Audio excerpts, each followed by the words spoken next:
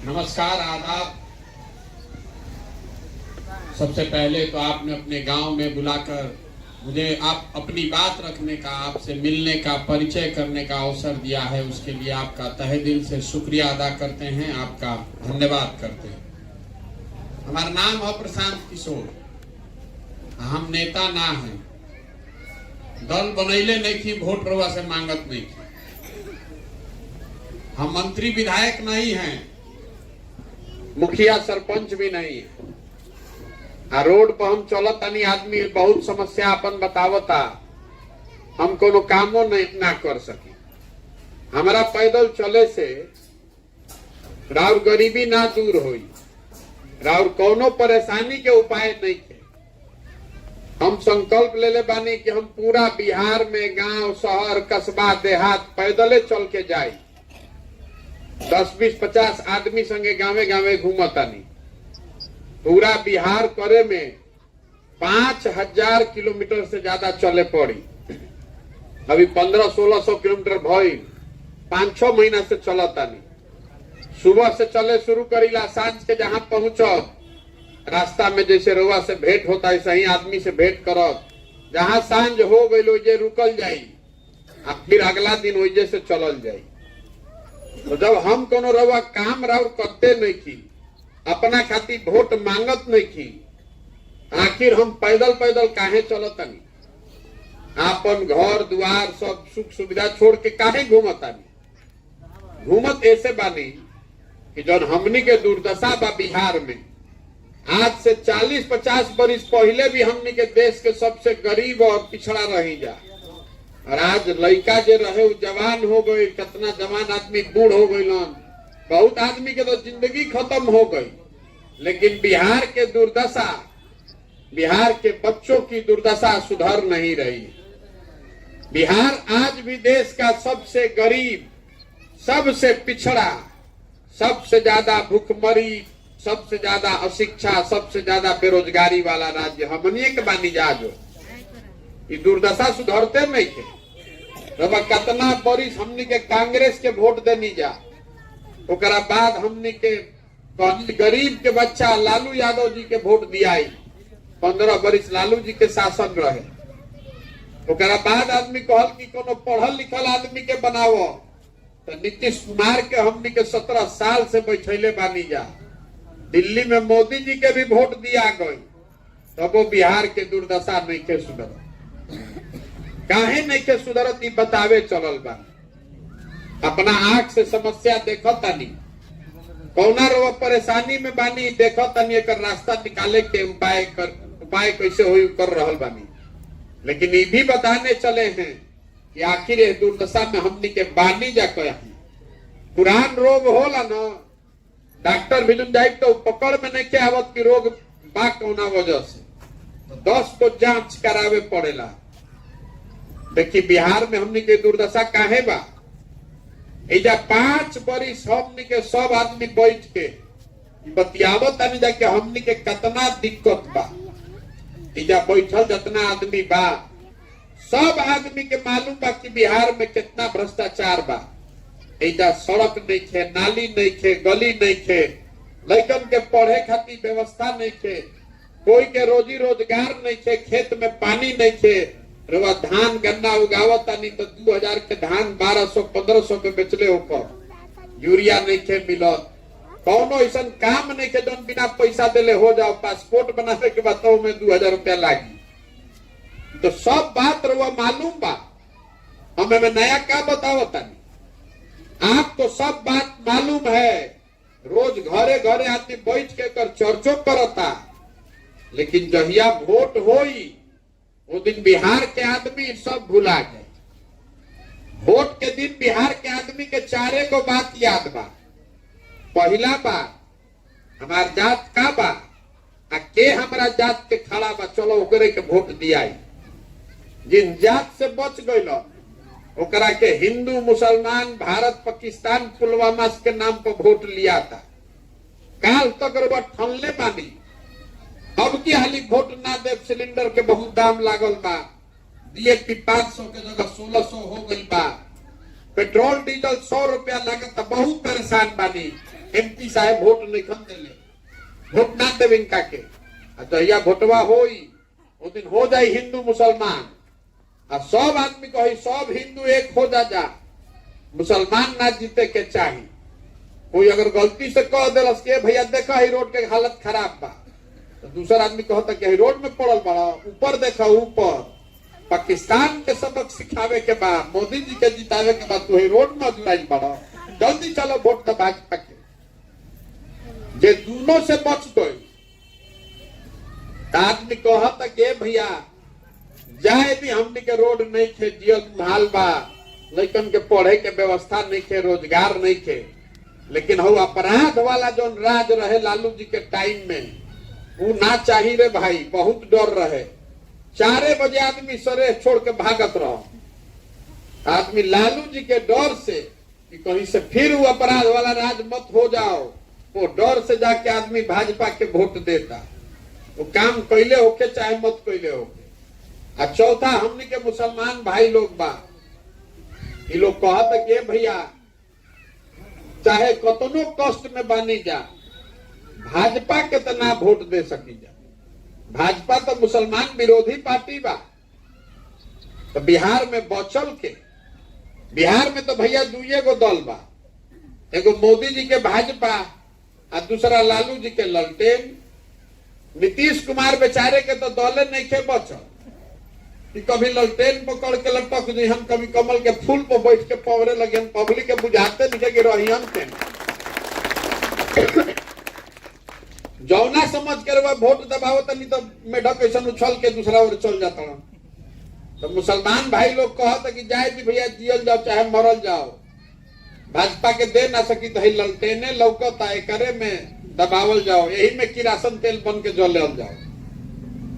यही 4 चीज पर वोट दिया था भैया, जितना आदमी बानी जा बताई, यही 4 चीज पर वोट दिया था। तो काहे के फिर माथा पीटो तनी, काहे के माथा पीट रहा बनी कि भैया शिक्षा व्यवस्था खराब हो गई बा, पढ़ाई नहीं के हो, काहे के हमरा के बुर्बक बनाओ तनी, अपनों के दिमाग खराब कैले बानी कि बड़ा भ्रष्टाचार बा। एजा हतना आदमी बैठल बानी जा, ईमानदारी से अपने बच्चों के नाम पर बोलिए कि हम और आप कभी शिक्षा के लिए वोट दिए हैं भाई, कभी दिले बानी जा हमने के वोट के हमने के गांव में स्कूल बन जाओ। जब रुआ वोट शिक्षा खातिर देते नहीं की तो स्कूल बनी कैसे? जगह से पूछी तो कहता कि नेता हमरा के ठग ले लस, हम रुआ कहता नहीं कि कोई नेता रुआ के नहीं के ठगत। नेता कहाँ ठगता? अरे कोई नेता ठगी तो 1 बार ठग ली, 2 बार ठगी, 50 बरिस से रुआ के कोई ठगता, एक मतलब है कि कुछ गलती तो हमनियों में न बा, जे आवत वह ठग लेता। कैसे होता है? नेता नहीं ठग रहा है, रुआ खुदे ठगाए खातिर तैयार बैठल बानी। जैसन रुआ वोट दबावतानी उहे रुआ पावतानी। खेती कीजिएगा बबूल का तो आम कहां से खाइएगा? आपने वोट दिया है जात पर, तो जहां जाइए जब बिहार में जाते के बात होता, सबे जातीय के गणना करता। रुआ वोट दिल बानी हिंदू मुसलमान पुलवामा पाकिस्तान के नाम पर, तो जैसे ही टीवी खोलता नहीं तो भारतीय पाकिस्तान के बात होता। आपने वोट दिया है हिंदू मुसलमान के नाम पर, तो देश में हर जगह हिंदू मुसलमान के बात होता। जैसा वोट देले बानी तो मिलता। शिक्षा के नाम पर आपने वोट दिया नहीं है, अपने बच्चों के रोजगार के लिए आपने वोट दिया नहीं है, तो रोजगार मिली कैसे?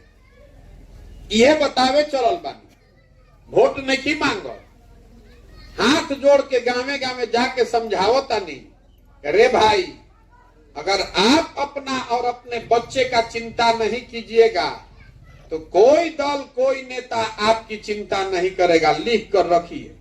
कोई करी भाई? काहे करी? आदमी कहता कि जात के आदमी राजनीति करता, कोई नेता जात के राजनीति नहीं करत। हम रवा के बतावता नहीं। देखी लालू जी बानी, तो लालू जी अपन लड़का के वोट मुख्यमंत्री बनावे चाहता हूं। आदमी कहता कि लालू जी जात के राजनीति करता हूं। लालू जी जात के राजनीति नहीं करो, जात के राजनीति तो अब न होई कि लालू जी कहतन कि यादव समाज में जो सबसे अच्छा लड़का बा ऊ नेता बनी है, सब यादव जी लोग तू लोग वोट दो जा। लालू जी नहीं खन कह, लालू जी ही कहता कि हमार लड़का नेता बनी आ सब यादव जी लोग तू लोग वोट हमरा के दो जा। लालू जी अकेले नहीं खन, जे जौना जात के नेता बा, जे पंडित के नेता बा, जे कुशवाहा के नेता बा, जे महादलित के नेता बा, जे नेता हो गई वो कहता कि हम रह, हमारा बाद हमार लड़का रही आ कुल जना हमारा जात के हमरा के वोट दो जा। तो नेता जात के राजनीति कहाँ करता? नेता तो अपन राजनीति कर रहा बा, अपन लड़का के चिंता कर रहा बा। रउआ अपन लड़का के चिंता नहीं करत, रउआ अपन जात में पढ़ के ओकरा के वोट देता नहीं। वो जात का राजनीति नहीं है, वो परिवार का राजनीति है, स्वार्थ का राजनीति है, अपने बच्चे की राजनीति है। और राउर लड़का बेरोजगार बैठल बा, ओकरा के पढ़े के व्यवस्था नहीं खे, ओकरा शरीर पर कपड़ा नहीं खे, लेकिन रउआ ओकर चिंता नहीं खे। रउआ तो जात में, पुलवामा में, पाकिस्तान में अजुराइल बानी, तो कैसे सुधरी बता दी। यही से गांवे गांवे जाता नहीं, सबको हाथ जोड़ रहे हैं कि अरे भाई अपना नहीं तो अपने बच्चों का चेहरा देखिए, और नहीं सुधरिएगा तो कोई आदमी बिहार को सुधार नहीं सकता। आदमी कहता कि प्रशांत किशोर बहुत होशियार बड़न, भैया रउआ सुधारी, आगे बढ़ी, रउआ संगे बानी जा। तो हम रउआ के कहता नहीं, हमरा रउआ साथ ना चाहिए। जो आदमी, जो समाज, जो परिवार, जो लोग अपने बच्चों के लिए नहीं खड़ा है, अपने बच्चे के साथ नहीं खड़ा है, आप हमारे साथ क्या खड़ा होइएगा? आप अपने बच्चे के साथ खड़ा होइए। रोड पर आदमी चलता तो कोई धो लेता हाथ, ए भैया है तनी नाली बनवा दी, ए भैया है राशन कार्ड दिवा दी, तनी अनाज दिवा दी, पेंशन नहीं खे मिलत। देखिए हमने के दुर्दशा। गांधी जी, बाबा साहब अम्बेडकर आपको ये अधिकार देकर गए हैं, जिसका बटन आप दबाते हैं वही राजा बनता है। आपको राजा बनाने का अधिकार मिला है, और रउआ बेवकूफी में, अज्ञानता में, जाति धर्म में पढ़ के राजा बनावे वाला से घटत घटत अब भिखार हो गई बानी। 5 वर्ष एक दिन आके नेता पैर पर गिरता, अब 5 वर्ष रउआ भिखारी ऐसा ओकरा पीछे घूमता नहीं। एक दिन अगर ठीक से बटन दबाई तो 5 वर्ष नेता रउआ घर के आगे एड़ी रगड़ी। ऐजा तो आदमी के चिंता बा ना, पूछता नहीं काहे वोट देले रही। ए भैया सब गौवा में देत रहे तो हमू दे देनी, सब गौवा में जाके कुआं में गिरी तो वो गिर जाई, आ गिर जाई तो भोगी। तो फिर काहे गाना गावतानी? ये भैया बड़ा कष्ट पे बानी। यही से पद यात्रा कर रहल बानी कि जाके लोग के समझाई। आदमी कहता कि ना भैया बात तो बुझाता, लेकिन बिहार में विकल्प ना रहे। कहा कही जाओ, इजा दुए गो दल बा, दोनों एगो नागनाथ एगो सापनाथ, जे आवता जे करे के देतन जा वोट उहे हमनी के काटता। रउआ दल बनाई तो हम दल काहे नहीं की बनैले? हमारे दल बनाने से आपको विकल्प नहीं मिलेगा। बिहार में तो पहले ही से 50 गो दल बा, एगो हमू बना ले तो उसे विकल्प थोड़े ना मिल जाये। रहुआ बिहार में दल कैसे बनेला? जे बनैलस दल वे हो गई दल के नेता। आइयो कह दिलस कि हमारा बाद हुई हमार बेटा। आ कुल जना बिहार के आदमी तू लोग कार्यकर्ता बन के, मजदूर बन के झोला लेके ढोआ जा। वो विकल्प नहीं है, वो परिवार का शासन है, वो राजतंत्र है, वो लोकतंत्र के विपरीत है। अगर विकल्प बनाना है तो जो रास्ता गांधी जी ने दिखाया उसको लेकर चलना होगा। गांधी जी देश के आजाद कैसे करेला? गांधी जी अकेले देश को आजाद नहीं करा सकते थे। गांधी जी आगे आगे चले, पीछे से पूरा समाज चला, हिंदू मुसलमान गरीब अमीर सब लागल तब न देश आजाद भई। तो अगर बिहार को गरीबी से, भ्रष्टाचार से, बेरोजगारी से निकाले के बाद तो एक के उपाय बा, सब आदमी खड़ा होके लागो, सब लगे कि नहीं इसको हम लोग बेहतर बनाएंगे। अपने लिए नहीं तो अपने बच्चों के लिए बनाएंगे। हमने के तो आधा जिंदगी बीत गई, तो कम से कम लड़कन के तो व्यवस्था हो जाओ, सबके खड़ा होके के पड़ी। यही से पैदल पैदल चलतानी, गाँवे गाँव घूमतानी, जे भी तैयार होता कि ना भैया ठीक कहतनी लागे के तो पड़ी। आखिर बिहार के सुधारे के बाद तो आदमी पंजाब से ना आई, बिहार के आदमी के सुधारे के पड़ी। तो जब पूरा पदयात्रा खत्म हुई, पूरा बिहार भर घूम ले, तो हजारों ऐसा आदमी जो इसमें तैयार हो गया जुड़ने के लिए, सबके जुटाई एक जगह बैठाई और सबे मिल के तय करी कि दल बनावे के बाद तो बनी दल। लेकिन दल अगर बनी तो प्रशांत किशोर के दल ना भई, तो कोई एगो आदमी के, एगो व्यक्ति का, जाति का, धर्म का दल नहीं हुआ, परिवार का दल नहीं, बिहार के सारे लोगों का दल होगा जो इसको मिलकर बनाएंगे और आगे मिलकर चलाएंगे। इसीलिए ये पूरी व्यवस्था बना रहे हैं। एकर नाम का बा जन सुराज। जन मतलब जनता और सुराज मतलब सुंदर राज। प्रशांत किशोर के राज ना, लालू नीतीश मोदी का राज नहीं, जनता का राज होना चाहिए। इसलिए ये व्यवस्था बना रहे हैं। अब आदमी एगो और सवाल पूछता, ये भैया रो भाई इतना बड़ा काम करता नहीं, एकरा खातिर पैसा कहाँ से आवता? बात तो ठीक बा, गांधी जी के फोटो लगा ले वैसे ना होई, यो बतावे के होई कि पैसा कहाँ से आवता। तो पैसा वहां से आ रहा है जो आज पूरे देश में 6 राज्य में ऐसा आदमी मुख्यमंत्री है, राज्य में सरकार चला रहा है, जिसके बनाने में हमने कंधा लगाया है, जो हमारी मदद से चुनाव जीतकर वहां सरकार चला रहा है। उन राज्यों के लोगों से मदद मांग रहे हैं कि भैया बिहार में हम एगो व्यवस्था बनावता नहीं, जिसमें गरीब से गरीब आदमी भी अगर काबिल है, उसका हाथ पकड़ के आगे बढ़ाने की जरूरत है। तो पैसे के अभाव में वो छूट न जाए, इसलिए आप लोग थोड़ा थोड़ा चंदा दीजिए, तो सब आदमी मदद करता, उसे चल रहा बा, पैसा आ रहा है वहां से। अब आप बताइए कि प्रयास होके के चाहिए या कि ना होके के चाहिए? जब बैठल बन जरूर नहीं बतावे कि प्रयास होके के चाहिए कि ना होके के चाहिए? होके के चाहिए। तो अभी एगो वोट करवाई, सबके वोट देवे के बाद, वोट देवे खातिर हाथ उठावे के पड़े। अभी मैं तो सवाल पूछे दी, हाथ सबके उठे के चाहिए। जिसको हाँ बोलना है वो हाँ बोलेगा, और जिसको ना बोलना है वो ना बोलेगा। पिछले 30-40 सालों में बिहार में हम लोगों ने जिसको भी वोट दिया है, किसी ने बिहार के लोगों की, आपके बच्चों की, आपके परिवार की चिंता नहीं की।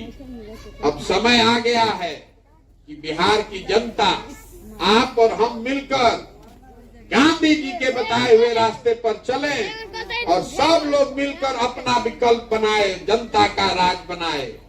आप बताइए कि बिहार के जनता के मिलके अपन विकल्प, अपना दल बनाना चाहिए कि नहीं बनाना चाहिए? सबके हाथ उठे के चाहिए। एक खाली उठाई सब है, वैसे ही सब सुधर दे, ऐसा ही हाथों ना उठाई। हाथ में कैमरा लागल बा 3 गो, एमे रिकॉर्ड होके के चाहिए। ना तो आदमी के नहीं के बोलो बात नहीं के, ना तो आदमी कहे कि हमारा गांव में तो आइले ना रहो, कब पूछला हम उन्हें सुतल हो खिचड़ी खा के। सवाल पूछो तनी हाथ उठा के बोलो, जरा ना बोले के ना बोलो। बिहार की जनता को मिलकर अपना और अपने बच्चों के भविष्य के लिए नया विकल्प बनाना चाहिए कि नहीं बनाना चाहिए? बनाना चाहिए ना भाई। तो आदमी पूछा था कि भैया विकल्प तो बन जाये, दल मान ली मिल के बना लिहल जाये, लेकिन चुनाव कैसे जीतल जाये? तो आपको वो भी बताने आए हैं। आदमी समझ रहा है कि हमनी के गरीब आदमी, हमनी के कैसे चुनाव जीतल जाये? तब लोकतंत्र में जन बल के आगे कोई बल नहीं है। एक बार जनता खड़ी हो जाए तो सारा समीकरण, बड़ा बड़ा दल, अन्यथा एक दिन में धरती पर आ गई हम जाए। आज हमरा के जानता ओकरा मालूम बा कि प्रशांत किशोर के और कुछ आवे चाहे ना, चुनाव लड़ावे आवेला। पिछला 10 साल में जिस दल का, पिछले 10 साल में जिस दल का, जिस नेता का हमने हाथ पकड़ा है, वो चुनावे नहीं हारा है। चुनाव में सलाह लेवे खातिर हमरा के आदमी 2-4 लाख ना, 2-4 करोड़ ना, सैकड़ों करोड़ रुपया देता। इस बार वो संकल्प ले लिए हैं, किसी दल का नहीं, नेता का नहीं, आपका, बिहार की जनता का हाथ पकड़े।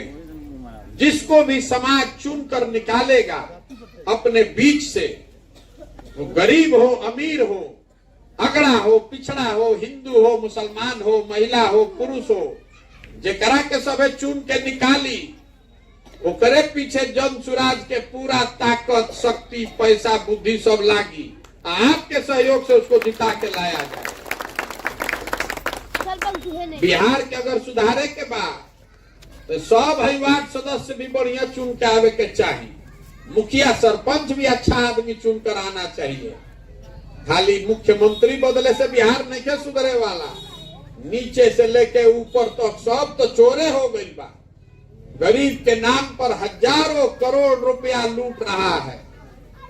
जौना विद्यालय में पढ़ाई नहीं के हो, जौना शिक्षा के अभाव में रोज चिल्ला रहल बानी, उसी शिक्षा पर हर साल बिहार में 40,000 करोड़ रुपया खर्चा हो रहा है। 40,000 करोड़ रुपया खर्चा होता हर साल, और 40 गो लड़कन के भी पढ़े के व्यवस्था नहीं के ठीक से। इतना चोरी, इतना बंदरबाट बा, ये बदलना चाहिए। ये बदलेगा तब जब आप जगिएगा। और गरीबी से अगर निकलना है तो 5 किलो अनाज मिले से ना गरीबी से निकलो, नाली गली बनने से नहीं गरीबी से निकलिएगा। गरीबी से निकलना है तो बच्चों को पढ़ना होगा। और घर के सामान बा ओकरा रोजगार मिले के चाहिए, तो अब न गरीबी से निकलो। रउआ शिक्षा पर वोटे नहीं की दे, रोजगार पर आप वोट नहीं दे रहे हैं। 5 किलो अनाज वो चोरी करके 4 किलो मिलता, वही पर जाकर वह वोट दे देता नहीं। तो जीवन भर वह 4 किलो अनाज मांगत रहो, गरीबी से कबो ना निकलो। लेकिन राव लड़का अगर पढ़ ली, काल पढ़ के नौकरी करे लगी, तो वह आगे निकल जाये। हमारे बाबा मजदूर रहन, बैलगाड़ी चलावत रहो, मजदूरी करके अपना लड़का के पहले तो हमारे बाबूजी डॉक्टर हो गए। हमारे बाप हमनी के पढ़ल बानी जब तब न खड़ा होके बोलत तानी। राउर लड़का जब पढ़ते नहीं के तो आखिर सुधरी कैसे? यही से चलत तानी गामे गामे। तो ओके न प्रयास, ओके ना तरवा से वोट हम मांगत नहीं की, चंदा हम ली ना, हम कोई के एक कप चाय ना पी, अपना चाय, अपना खिचड़ी, टेंट, तंबू लेके अपने चल रहे हैं। आपसे मांगने आए हैं आपका समर्थन और आशीर्वाद, आपका दुआ लेने आए। ये कठिन काम है। 50-60 साल में किसी का हिम्मत नहीं पड़ा है बिहार में ये प्रयास करने का। ये करने के लिए ऊपर वाले की कृपा चाहिए और आपका आशीर्वाद, आपका दुआ चाहिए। अगर आपको लगता है कि जो काम हम कर रहे हैं ये ठीक काम है, इसी से बिहार को सुधारा जा सकता है, तो एक बार हाथ उठा के आशीर्वाद दी, दुआ दी। बान आशीर्वाद राउर ओके ना प्रयास राउर आशीर्वाद बान। एगो और बात अंतिम कह के खत्म करो। हमने के बाहर लड़का जाता सन बिहार से, कोई पढ़े जाता, कोई मजदूरी करे जाता, तो हर दिन बिहारी कह के उसको गाली दे रहा है, उसको जलील किया जाता है। बिहारी मतलब बेवकूफ, बिहारी मतलब अनपढ़।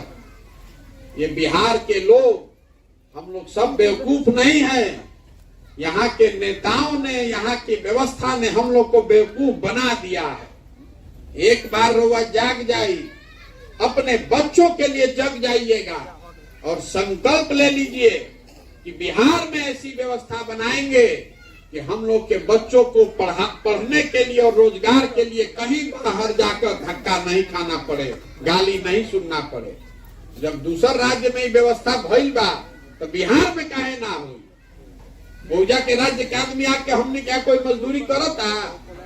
तो हमनी के लेकर काहे जाके मजदूरी करता, हमनी में न गलती बा, हम लोग को सुधारना पड़ेगा। तो प्रयास कीजिए, संकल्प लीजिए कि जाति धर्म नाली गली 5 किलो अनाज भारत पाकिस्तान पुलवामा पर वोट नहीं करेंगे। वोट करेंगे अपने बच्चों के पढ़ाई के लिए, अपने सवांग के रोजगार के लिए, यहाँ पर किसानों की आमदनी बढ़ाने के लिए। अगर इन मुद्दों पर वोट कीजिएगा तभी बिहार को सुधारा जा सकता है। आप आए, हमारी बात सुनी, इसके लिए बहुत बहुत धन्यवाद। एक नारा लगाकर खत्म करेंगे। मैं बोलूंगा जय बिहार, आपको बोलना है जय जय बिहार। ये इस धरती के सम्मान में जहाँ हम लोग पैदा हुए हैं, जहाँ हम लोग के माँ बाप और पूर्वज पैदा हुए, इसका गौरव करना सीखिए। बिहारी मतलब गाली नहीं है। 1500 साल तक इस देश के राजनीति का केंद्र बिंदु रहा है बिहार। देवताओं को भी आकर यहाँ पर ज्ञान मिला है। इस मिट्टी का गौरव करना सीखिए। मैं बोलूंगा जय बिहार, आपको बोलना है जय जय बिहार ताकत से। जय बिहार, जय बिहार, जय बिहार। बहुत